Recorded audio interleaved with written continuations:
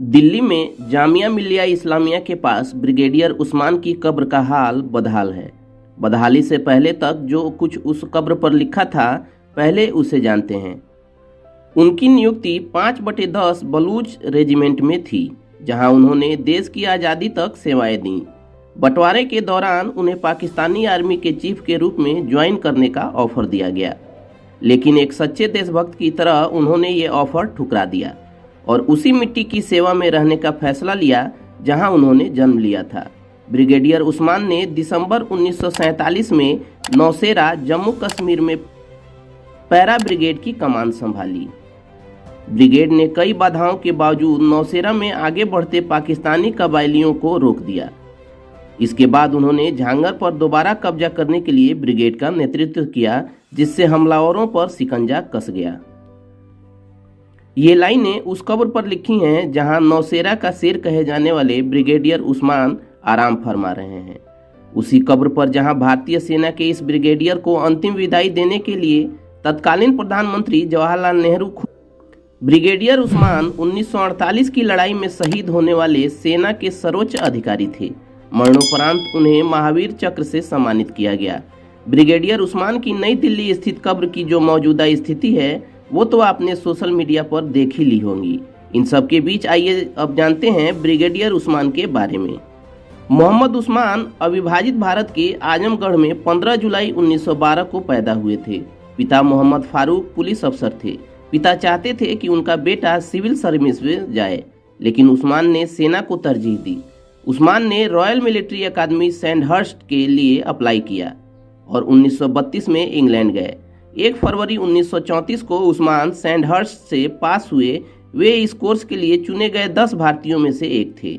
मोहम्मद मूसा और सैम मानेकशॉ उनके बैचमेट थे, जो आगे चलकर भारत और पाकिस्तान की सेनाओं के चीफ बने। 1935 में मोहम्मद उस्मान भारत वापस आए तो उनकी नियुक्ति बलूच रेजिमेंट की 5वीं बटालियन में हुई। 30 अप्रैल 1936 को उन्हें लेफ्टिनेंट की रैंक पर प्रमोशन मिला। 1941 में कैप्टन बने। 1944 में द्वितीय विश्व युद्ध के दौरान उन्होंने ब्रिटिश फौज की ओर से बर्मा में सेवाएं दी। बंटवारा तय हो जाने के बाद ब्रिटिश इंडिया की सैन्य टुकड़ियों को भी भारत और पाकिस्तान के बीच बांटा जा रहा था। इसी सिलसिले में नंबर आया बलूच रेजिमेंट का। बलूच रेजिमेंट के ज़्यादातर अफसर मुस्लिम थे और वे पाकिस्तान में शामिल हो रहे थे। चूंकि देश का बंटवारा ही धर्म के आधार पर हुआ था, इसलिए ये स्वाभाविक भी था। लेकिन ब्रिगेडियर मोहम्मद उस्मान तो किसी और ही मिट्टी के बने थे।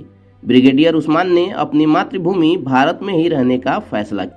बंटवारे के बाद जब बलूच रेजिमेंट पाकिस्तान में चली गई तो मोहम्मद उस्मान का ट्रांसफर डोगरा रेजिमेंट में कर दिया गया। बंटवारे के ठीक बाद पाकिस्तानी कबायली घुसपैठियों ने कश्मीर रियासत पर हमला कर दिया। पाकिस्तान चाहता था जम्मू कश्मीर पर कब्जा किया जाए और पाकिस्तान में उसका विलय किया जाए। देश को आज़ाद हुए अभी 5 महीने ही हुए थे। युद्ध की तैयारी नहीं थी। सैन्य साजो सामान बिखरे हुए थे। संसाधनों की कमी थी। लेकिन ब्रिगेडियर उस्मान और उनके सैनिकों के हौसले बुलंद थे। जनवरी के पहले हफ्ते में नौशेरा पर कबायलियों ने 3 बार हमला किया, जिसे ब्रिगेडियर उस्मान के सैनिकों ने नाकाम कर दिया। 6 फरवरी 1948 को कबायलियों ने नौशेरा पर फिर से हमला किया। इस लड़ाई में दुश्मन बड़ी तादाद में थे, जबकि भारतीय सैनिक उनके मुकाबले कम थे। बावजूद इसके दुश्मन को काफ़ी नुकसान हुआ।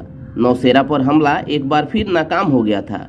इस दिलेरी भरे नेतृत्व की वजह से ब्रिगेडियर उस्मान को नौशेरा का शेर कहा जाने लगा। अगला लक्ष्य झांगर था। भारतीय सेना सैलाब बनकर टूट पड़ी। भयंकर लड़ाई हुई। ये आखिरी लड़ाई थी। ब्रिगेडियर उस्मान खुद जंग का नेतृत्व कर रहे थे। 3 जुलाई 1948 को तोप का एक गोला ब्रिगेडियर उस्मान के पास आकर गिरा और वे इसकी चपेट में आ गए।